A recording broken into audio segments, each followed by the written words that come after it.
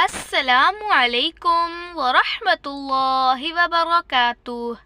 معزز ناظرین، رسول اللہ صلی اللہ علیہ وآلہ وسلم نے فرمایا، جس رات مجھے معراج کرائی گئی اس رات میں ابراہیم علیہ السلام سے ملا۔